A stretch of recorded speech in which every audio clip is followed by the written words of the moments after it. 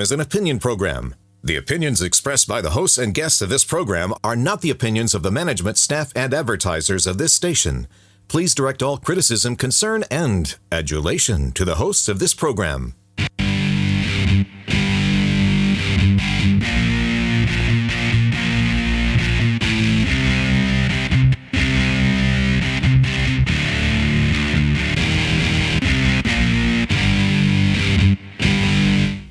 Welcome to Alabama Politics. This week, I am Dale Jackson. I'm a radio talk show host. You can hear my shows all over the great state of Alabama from 5 until 9 a.m. on WVNN in Huntsville. News and views on Talk 99.5 and News Radio 1440 from 10 until 11, 1440 in Montgomery, and then again in Huntsville. You can hear me from 3 until 4 that evening. So I'm basically everywhere. Mecca Musick is with me as well. She is the CEO of 256today.com. Mecca, thank you very much for being here. I am thrilled to be here, Dale. Let's go to it. All right, and I'm very excited to have Jay Town with us here in just a bit as well. He's a former U.S. Attorney, Northern District of Alabama. We'll talk with him about a bunch of stuff. We got confirmations, we got the 100 days, banning cell phones in schools, and school board members trying to dox my 6-year-old. We'll talk about that in the party shot. Right now, though, let's go ahead and get to the 2-minute warning.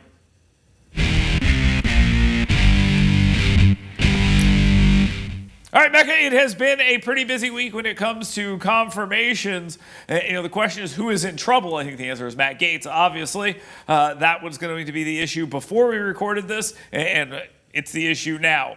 A lot of people thought Matt Gaetz would be someone that would not really make it through the confirmation process, maybe a bit of a pelt to throw out to the hyenas and let them tear apart. Maybe that's what happened, but Matt Gaetz has decided he is going to step down and not put himself up for this confirmation.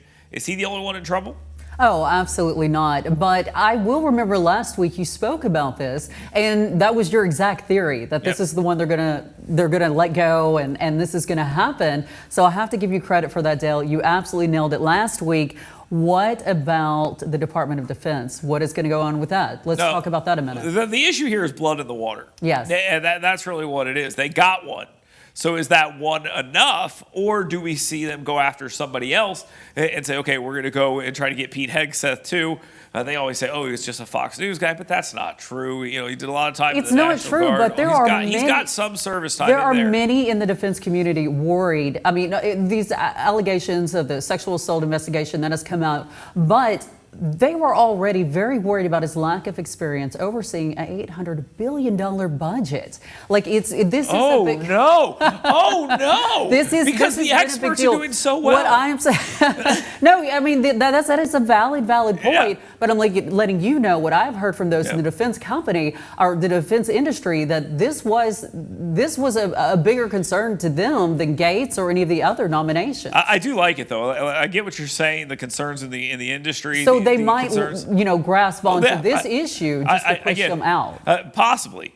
Yeah. But I realize the concern inside the industry, inside the defense apparatus. Yes. But I thought Trump was going to start all the wars. If that was the case, those people should be happy. But at the end of the day, look, Hegseth has some issues. RFK has some issues. Yes. But Gaetz's issues were so much more glaring. Mm-hmm. And I think if they continue just trying to chip away at everyone, it's sort of like how they've treated Trump over the last couple of years.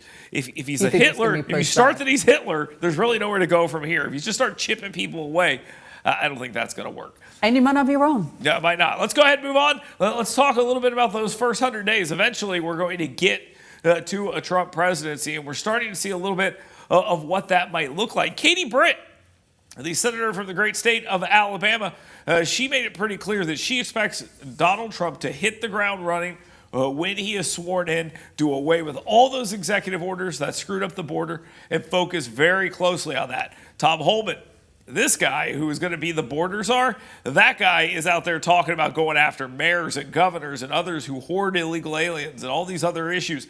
It looks like the border is going to be the number one issue. They made it very clear during the election. The border was going to be the number one issue. And that was the number one issue with voters. Let's not forget. I think it was immigration? It was up there. Yeah. It was one at the top. Yeah. There was no question about that. Maybe economy and democracy, which oddly enough, Trump won the democracy vote, which is actually kind of funny. But that all said, I think Donald Trump, the first time he was in, he tried to go and he went to the lunches and he sat with Hillary Clinton and he said, they're great. They've done great things for the country. We're not going to do any of this stuff. This is a different guy. I agree. I agree. This is a guy who has to run in there and hit the ground running and attack. That's why these confirmations are so important. And that's why the process is going on. They've got to hit the ground running. And Britt seems to think that there's going to be a lot done on day one. Is she expecting too much? No, I don't think so. I mean, like you said, this has been a #1 priority of Republicans. They've got the trifecta, and that's what she was talking about, the responsibility of having the Senate, the House, and the presidency. No excuses. Exactly. And I really feel like that, you know, the border, and not only that, the tax cuts, making the Trump tax cuts permanent. He had talked about overtime, taxes, tips, things like that. I think we are going to see actual movement on those issues. They have to do it. I mean, they have to do a lot of things now, like eliminating the Department of Education, stuff like that. They were never going to be able to do that, and I've said that on this program numerous times. That is a talking point to make the point that the bureaucracy is broken and they're going to go after it. Now they have to go after it. And whether you put, Linda McMahon in there at the Department of Education and don't take it down, then you have to reform it from the inside. And that's an important thing. I really like this idea that they're hitting these things. And you know what? Oh, they're all not insiders. Like, yeah, I know. Linda McMahon got a stone cold stunner just like the president of the United States did. Maybe that makes her qualified to be there. What about the Department of Government Efficiency? I feel like that's still kind of I have Dogecoin, and I'm going to ride it to the day of the election, and then I'm going to dump it because look, they said something interesting. I know we're going a little long here, but Robert Adderholt has been on this whole kick of putting people back to work, and he says back in their offices, in the Doge folks, Elon Musk and Vivek Ramaswamy, they seem to be down with that. Putting people back to work, being more efficient because they'll be in the office and stuff like that. I'm for it because my wife has been at home and I work from home, and I'm like, put her back in the office. That's all right, terrible. Moving on, let's talk about casinos here for a quick second. These are great. I love casinos. I think I've made it very clear my position on gambling. I'm pro. And I'm almost a pro at gambling, but I don't want it in Alabama. It looks like I'm about to lose, and I'll tell you why. Recently, the Puerto Rican Indians have gone off the reservation and said, look, here's what we're going to do. We're going to buy the Birmingham Casino and Race Course, and we are going to do what with it? There's been some talk about bringing back horses. Hasn't happened since 1995. They're talking about bringing back dogs. That's been done since 2020. That ain't it. They want a building that's called a casino so they can say, why don't we just do more gambling? And that's what they're going to try to do. Is it a compact, whatever? So is Alabama ready to gamble? And you can take that question any way after this deal. Is there going to be a big comprehensive gambling bill? Okay, well, there's a lot of things to consider, as usual, whenever we talk about gambling in Alabama. But what you kind of glossed over is these were two very opposing factions that have now come together. And we have spoken about just at length about there's not enough pieces of the pie for gambling to ever to go forward. Those factions are the Puerto Rican Indians and then the quasi-legal gamblers that are operating in Macon County, Greene County, and Birmingham until now. I think there's been, for lack of a better term, a deal made. And I think that deal is now they all want some form, and not that there hasn't been something in Mobile that they could have worked with as well. Correct. But they've always wanted to have more gambling. They just didn't want the other guy to get more gambling. Well, and I think that's true. I mean, it's fair. That's a fair thing to say. It sounds so dumb. It's laughable. But it's absolutely true. Now that the Puerto Rican Indians have purchased this facility, now they have another facility in Birmingham. Maybe they say, all right, you guys can have Greene County and Macon. We'll take Mobile, we'll take Birmingham, and we'll take all of our facilities that are on their land. And then, okay, well, fine, we're letting you have that game. Right, we'll let that go through. Yeah. But listen, lottery too. You're all exactly. And we just saw the story about the Foley woman winning a $10 million out-of-state lottery. I think that just reminds everybody that Alabama still doesn't have a lottery. But the other factor you need to consider is, let's not forget, the legislators who would have to push this through, a lot of them do not have the appetite after last year's kind of debacle. There's no fight now. Look, the legislators, I don't know if they're going to believe that. The legislators are not the problem. The legislators are going to do this. They want the money. It's a bad deal for Alabama economically. It's a bad deal for Alabama families. It's a bad deal for everyone. The problem is not them. The problem is the gamblers couldn't agree. So you're saying this is coming up this next session? Yeah, I don't know about that. But if the gamblers agree, the legislators will agree. It's not the other way around. No, I agree, but I'm just saying I don't think they're ready. I don't think it's going to happen this next session. Okay, maybe not. Here's something that should happen next session, a ban on phones. The way this story came to my light was Wandling Gavan, a Democrat from Birmingham, had offered up a piece of legislation for something called an ebony alert. And this ebony alert was something that would only target African-American youth between the ages, I believe, 12 and 25, which is just insane. We have amber alerts and silver alerts. We don't need racially based alerts. But as part of that conversation, they were talking about other bills that were up, and there was a ban on cell phones in schools. I have a 6-year-old. He's addicted to his device. That's my fault. I'm a bad parent. But I can't imagine how it's going to be later down the line. And I talk to teachers and all these other people. These kids will not put their phones down in the classroom. They can punish them, they can take them away, but then they're spending the entire day dealing with taking phones away. So with this, there's talk of locking them up, putting them in pouches, all these other things. I don't know what that ends up looking like. Maybe it's if I see it, I take it. Who knows what it is? But if it's officially banned statewide, the school systems get to go, darn it, we didn't want to do it, but we have to. So you're in favor of a statewide ban? On cell phones in schools? Yeah. In a heartbeat. Okay, so I have 3 school-age children. I would bring that up, but yeah. I have 3 school-age children, and they are essentially banned in the classrooms. You're not allowed to take them out. Some teachers, and it can vary by classrooms. It's district by district. And they have a little phone locker, they have boxes, they have things like that. And I mean, I feel like they're already essentially banned. And you should leave it up to the school districts. Okay, that's where we're going to disagree on this. There's been a lot of conversation about what should be left up to the school districts. And I know for a fact there was a very contentious meeting between a very stupid person on the Huntsville City School Board, who I will talk about later, and legislators, Andrea Alvarez. And one of the bones of contention was she was saying, you're telling us to do all this stuff. And the legislator said, well, if you would do your job, we wouldn't have to be doing this. And I think this is basically the same thing. And it's like, hey, we're going to let you do your job, but if you're not going to do your job, we're going to do it for you. And you got to ask yourself, is that best government? Maybe not. But is that what's coming? Absolutely. And I don't really see too much. I don't see it really affecting a lot of schools here. I think there's already phone classroom bans in place and measures in place. Sounds like somebody is living in a pretty good school district, and the other places are not making those decisions. Maybe that's one of the reasons why you live in a pretty good school district. All right, Mecca Musick, thank you very much. Jay Town, former U.S. Attorney, Northern District of Alabama, will be with us here in just a second. Stay tuned. It's Alabama Politics This Week. Fox 54 Plus is your streaming home for news from the world of sports. Join the Fox 54 sports team for local highlights and insights. Stream Fox 54 Sports Extra anytime on Fox 54 Plus. Live, local, and always on. You work hard to earn little escapes because doing your best means being your best. So let us help you discover your best at Premier Dental Spa. With our unique blend of cosmetic, dental, and spa-like aesthetic services, you'll leave feeling relaxed, refreshed, and renewed. Make sure the best you is here to stay and book your appointment online today at premierdentalspa.com. Hey folks, Dale Jackson here for University Kia. This is my son Grant. He's a busy guy. Chess, piano, basketball, wrestling, baseball, you name it. There's probably some stuff that I missed that my wife will be mad about, but here's the thing. It's important to have reliable transportation, and my friends at University Kia, they take great care of me. I've been driving Sportages my entire life. My wife drives a Telluride now, and it is the perfect vehicle for the busy family. Folks, University Kia, let them take care of you like they've taken care of my family. That's University Kia. Learn more at universitykia.com. Tom, Grant and Dale Jackson sent you. Here's an important message from the U.S. Med Diabetes Solution Center.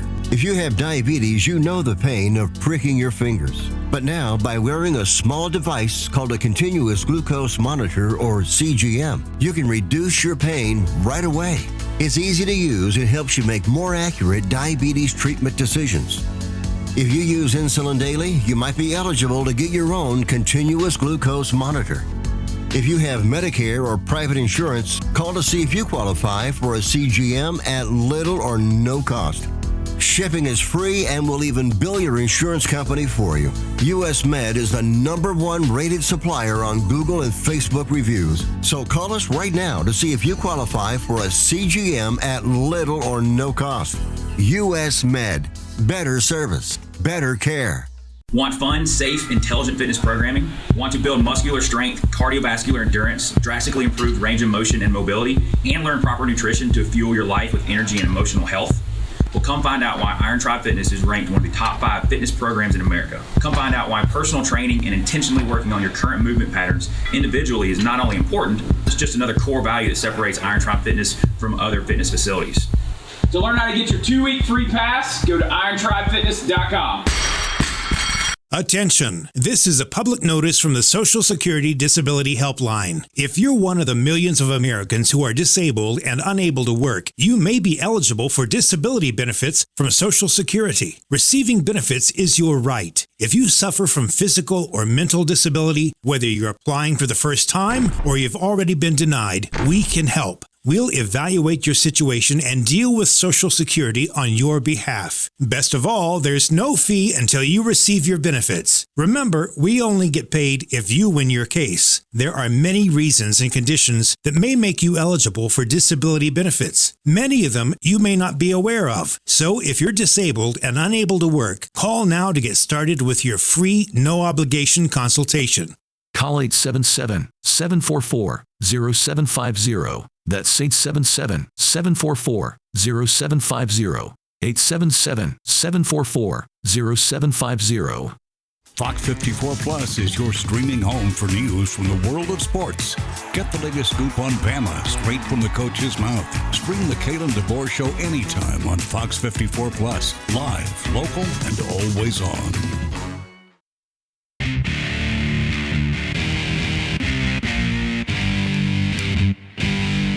Welcome back to Alabama Politics. I am Dale Jackson. With me, as always, Mecca Musick. And our guest this week, Jay Town, former U.S. Attorney, Northern District of Alabama, appointed under President Donald Trump, and I believe he's on the short list for AG now. So they're there's a vacancy. They're knocking the list down. Don't listen to him. Don't listen to him. Don't listen to him. I have a couple of questions for you, and one of them is about Matt Gaetz. Matt Gaetz, legally, a lot of people said, I didn't even know he was a lawyer. Like that was one of the things they said. Does that tell us something about how people think of him legally and how his confirmation probably would have went? I mean, I think, look, I respect the president's decision to choose him, but at the same time, I think everybody knew it was going to be a perilous nomination and confirmation process. And part of it is that, he didn't have any prosecution experience or experience with the Department of Justice. But the upside to that is he didn't have any experience with the Department of Justice, right? So I think that maybe that's what the former president-elect now, was thinking. So, but, people don't know Matt Gaetz very well. They see what they see on TV. I think that he's probably very different behind closed doors. And people aren't looking at members of Congress and be like, tell me about your legal experience. They're up there talking solely political issues, and that's the vision in which they see of it. Right. So my question is, though, the next pick, do you see the Trump administration maybe shifting to more conventional choice?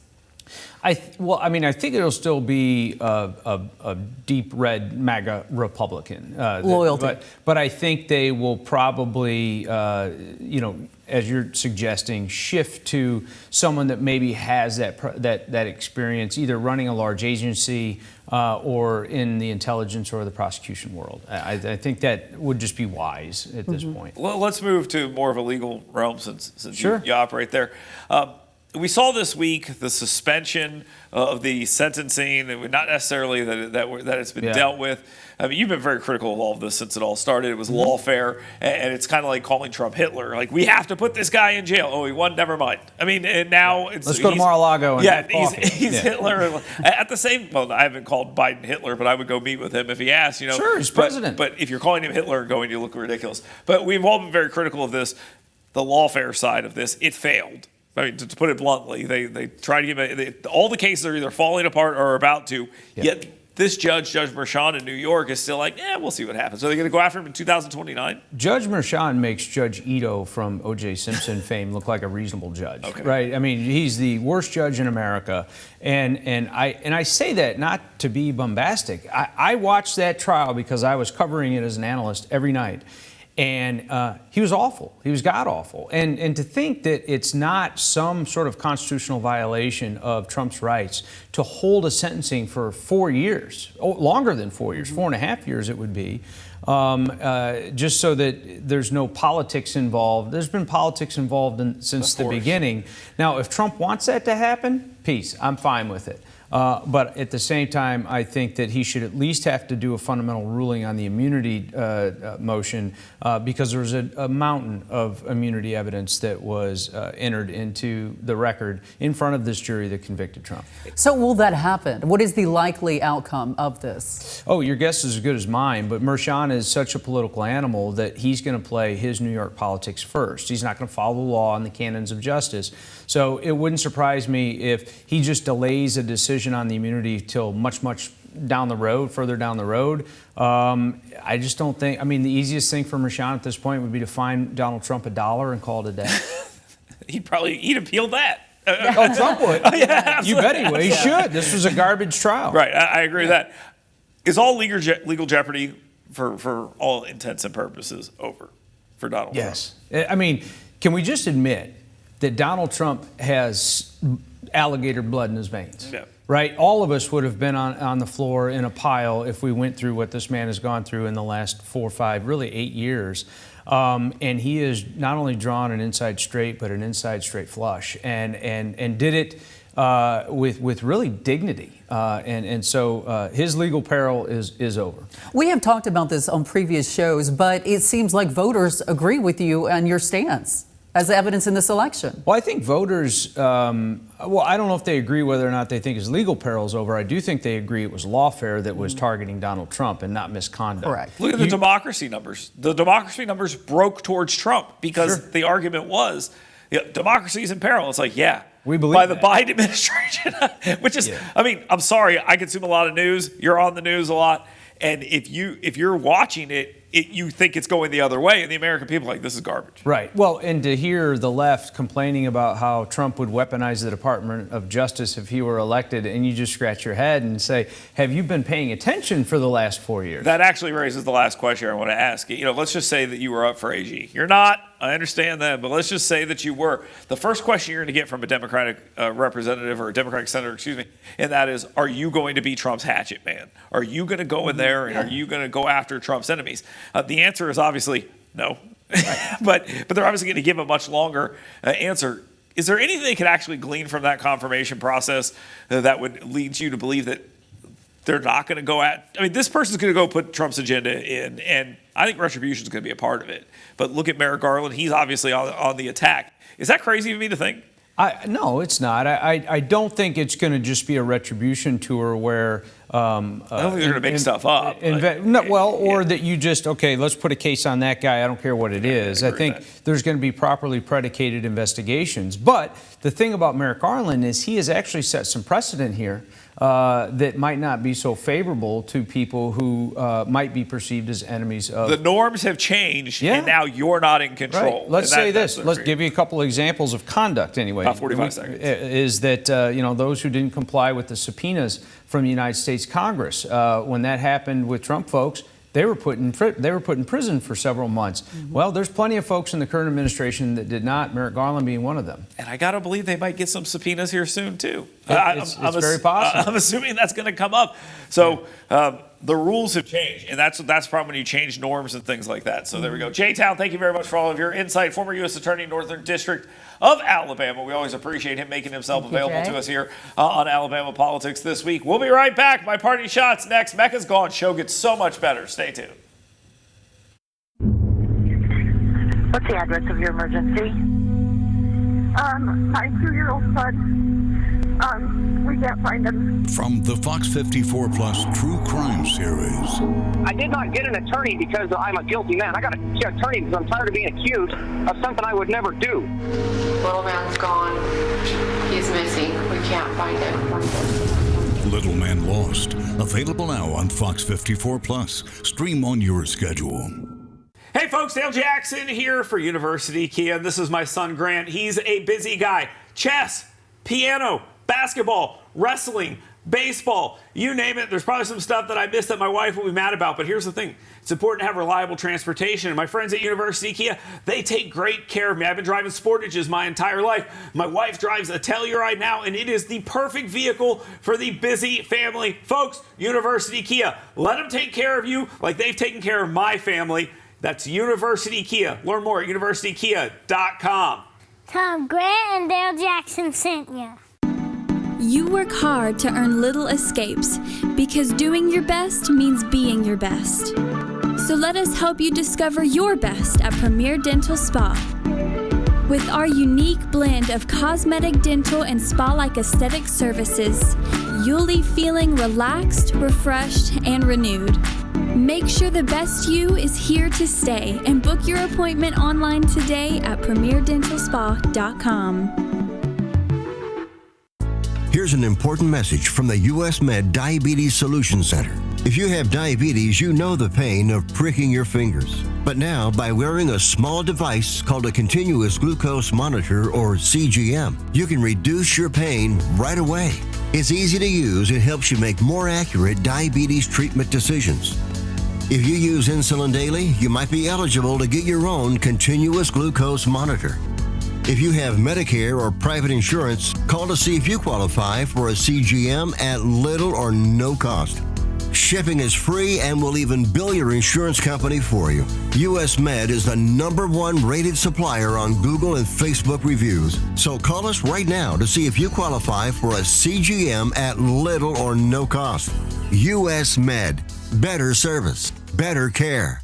What if this happened to you when you're alone? Or what if it happened here? With MedGuard Alert, you're never alone. You can connect with medical professionals anywhere, anytime. And now MedGuard is introducing our exclusive new Care Watch. If you need help quickly, use it from anywhere to contact medical professionals. No cell phone required. The Care Watch is not only a life-saving medical alert device, it's a revolutionary health monitoring system that checks your blood pressure, heart rate, oxygen saturation, and much more. And here's the best part. If you have Medicaid, you may qualify to get your Care Watch for free. The Care Watch is only available through MedGuard Alert. Call us right now. We have monitoring programs starting as low as $1 a day. The call is free, activation is free, shipping is free, and no contract is required. Remember, with Medicaid, you may qualify to get your Care Watch for free. Don't wait. Call us to get your Care Watch right now. Operators are standing by.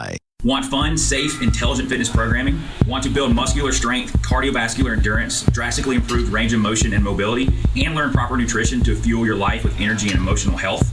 Well, come find out why Iron Tribe Fitness is ranked one of the top 5 fitness programs in America. Come find out why personal training and intentionally working on your current movement patterns individually is not only important, it's just another core value that separates Iron Tribe Fitness from other fitness facilities.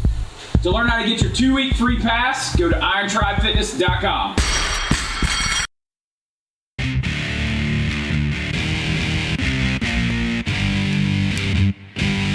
Welcome back to Alabama Politics This Week. I am Dale Jackson. Thank you very much for being here. We're about to jump into the party shop, but before we do, let me remind you, head on over to yellowhammernews.com. Sign up for my 7 things every single morning. The 7 things you should be talking about today. I've done it for you. Go to yellowhammernews.com and check it out. Get it emailed to your email inbox. That's yellowhammernews.com. Right now, though, let's get to that party shot.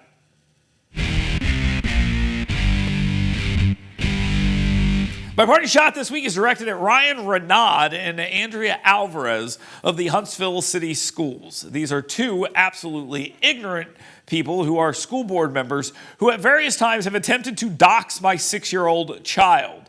Now, they claim they didn't, and then they said they did and it was good. Then they said they didn't do it again, but they absolutely did. The reasoning of this makes absolutely no sense. Supposedly I'm anti-public school, but that's fine. Here's the main point, though. Public figures and anyone else, why don't you leave the kids out of it?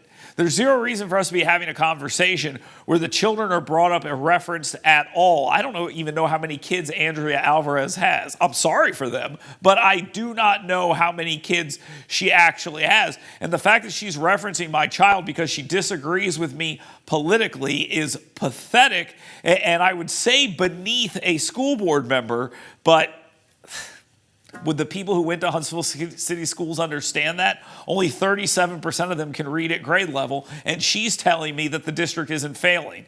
Hey, if she wants to take that tack, that's fine. She's not going to be in that position very long. And one of the reasons is she's not doing a very good job. So she tries to play the victim and deflect. I'm the wrong guy to do that to because it's not necessary and you can't win, especially when you're wrong. Even if you were right, you probably still wouldn't be able to win. But the fact that you're wrong makes that even harder. Thank you very much for watching and listening to Alabama Politics this week. We'll be back next week right here. Thanks for being here.